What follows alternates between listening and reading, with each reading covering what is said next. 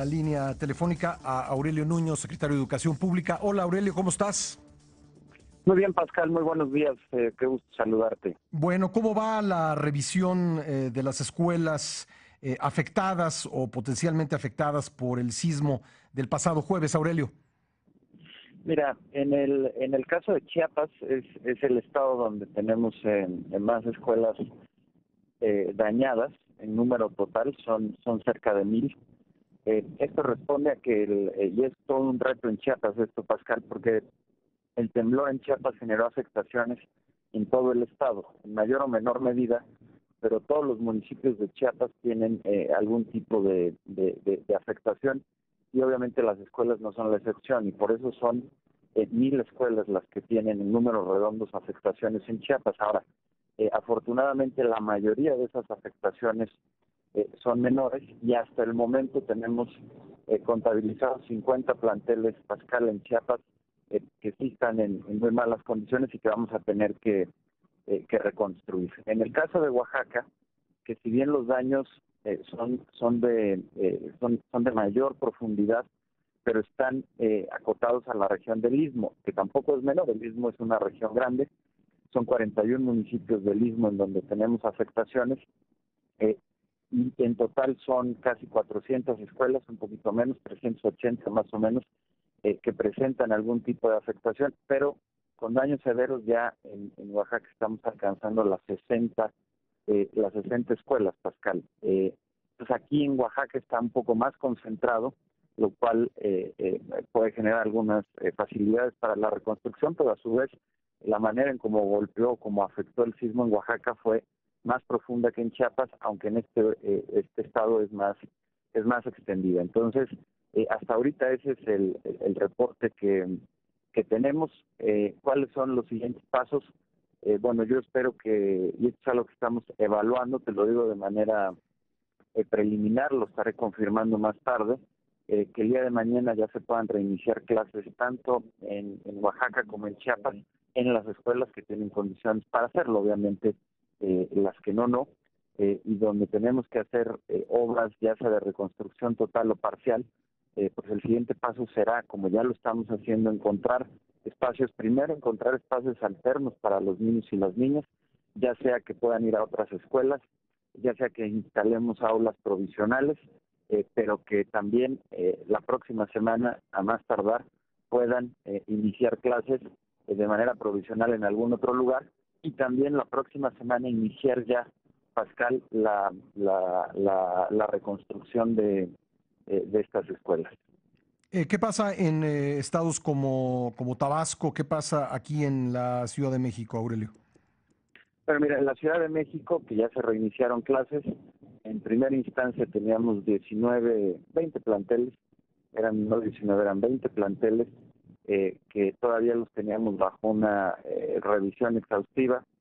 Ya se dieron de alta varios, ya regresaron a clases. Seguimos en 14 planteles con clases suspendidas, que se están acabando de revisar. De esos 14, la información preliminar que tengo es que posiblemente entre 5 o 10 van a requerir de algún tipo de intervención mayor, lo que va a implicar que también en esas escuelas o tengamos eventuales aulas provisionales o los mismos.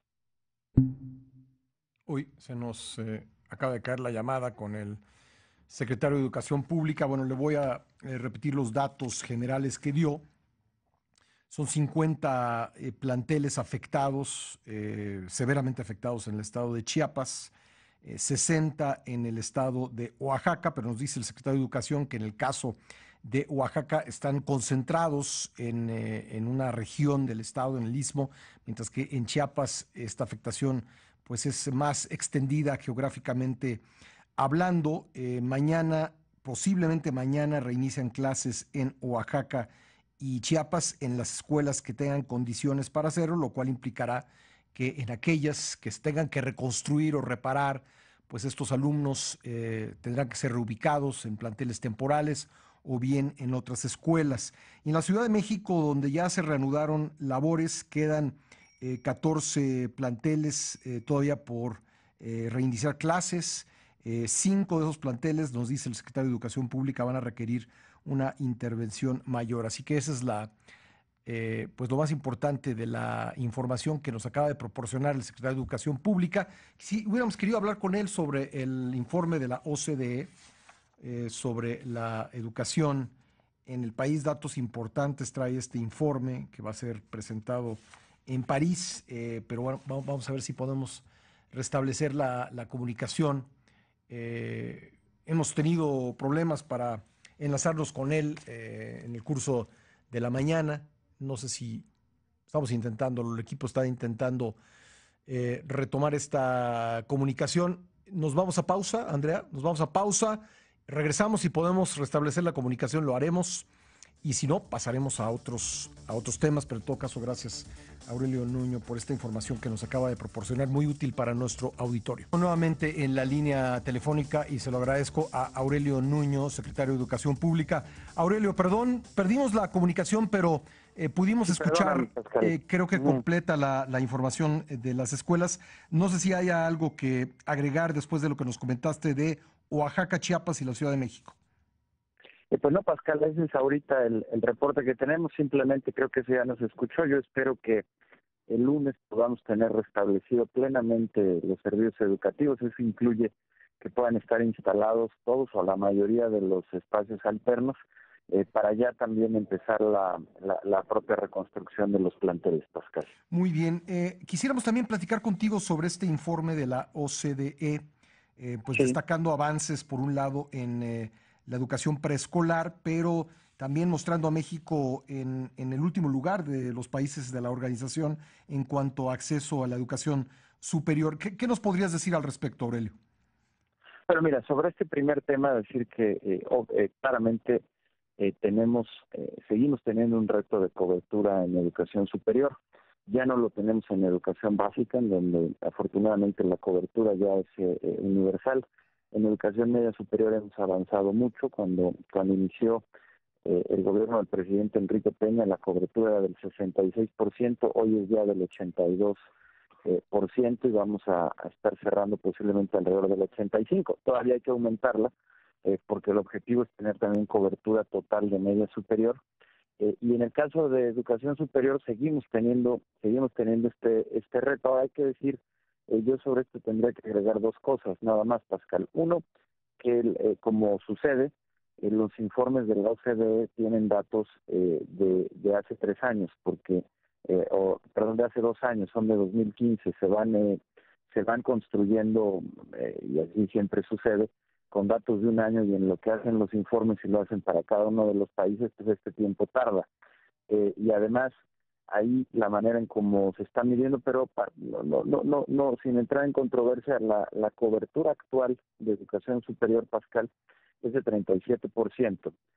¿Qué quiere decir esto? Quiere decir que el número de espacios que se ofrecen para la población en edad de estar en la universidad de 18 a 22 años equivale al 37% de esa población. Esa es la capacidad que hoy tenemos, es decir, se ha crecido y se ha incrementado de manera muy importante, aunque seguimos teniendo un reto, y esta es la información más actualizada. Y después, simplemente para darlo como contexto, y soy muy claro porque después dicen que para evitar que sea una interpretación de conformismo, al contrario, precisamente lo que queremos es llegar a las cifras del resto de los países de la OCDE, pero cuando se dice México en el último lugar, bueno, dentro de los países de la OCDE, que todos son países desarrollados, el único país en vías de desarrollo dentro de esa lista de la OCDE es México.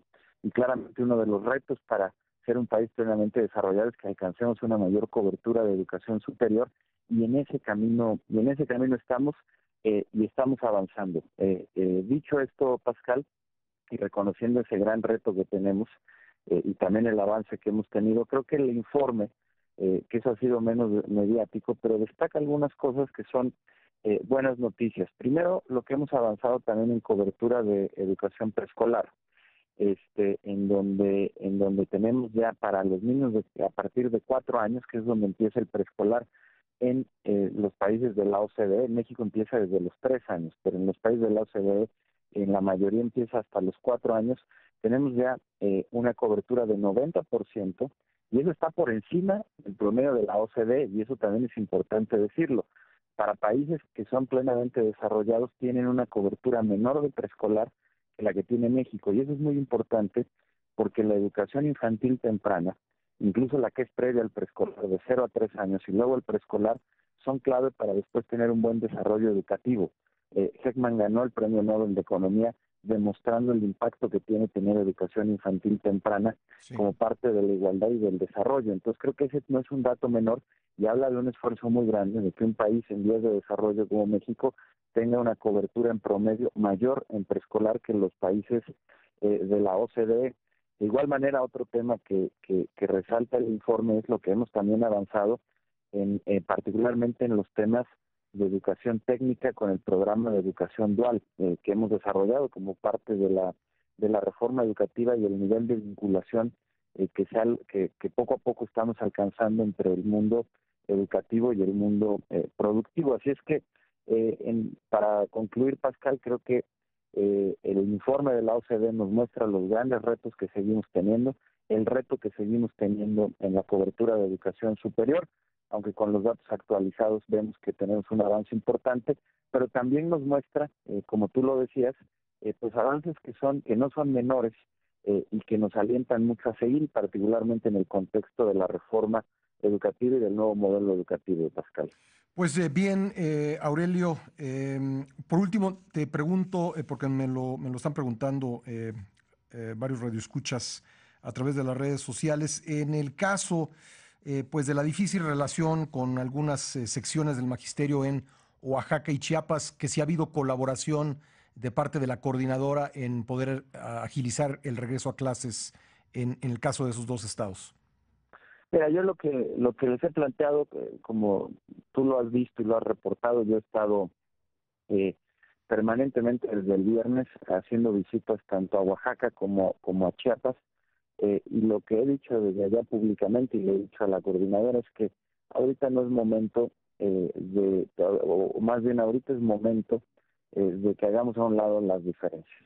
Yo creo que ahorita la prioridad es poder atender a la población de manera central el tema de la vivienda, que es el tema que por obvias razones está causando mayor angustia para la población, y por supuesto también el restablecimiento de las escuelas y de las clases, y que ahorita los diversos puntos de vista, los distintos puntos de vista que tenemos sobre la reforma y sobre el modelo educativo, no es momento de traerlos, ya habrá, como siempre ha habido espacio para ello, y ahorita lo que necesitamos es caminar en favor de la gente, y en eso yo te puedo decir que hasta el momento hemos podido realizar nuestro trabajo sin incidentes.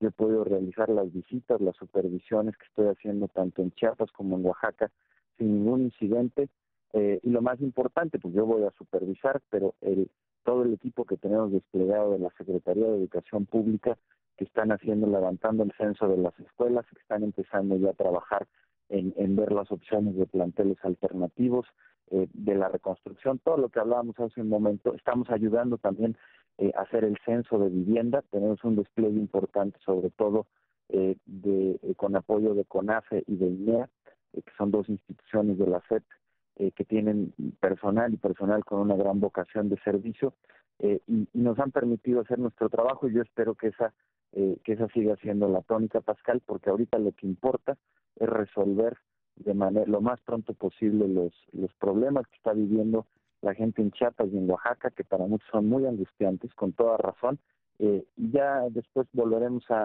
hablar y a plantear y a debatir y a discutir sobre la reforma y el modelo. Lo que te quiero decir es que hasta el momento nos han dejado trabajar. ¿Hay una tregua?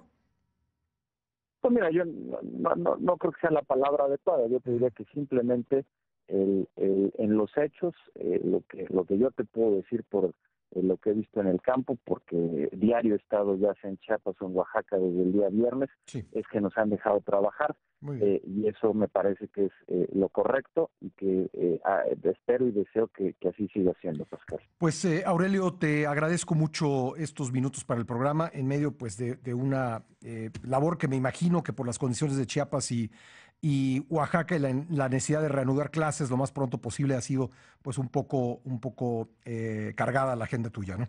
Muchísimas gracias, Aurelio. Al contrario, Pascal, te lo aprecio mucho y te agradezco mucho el espacio y te mando un fuerte abrazo. Gracias. Igualmente, Aurelio Núñez, el secretario de Educación Pública.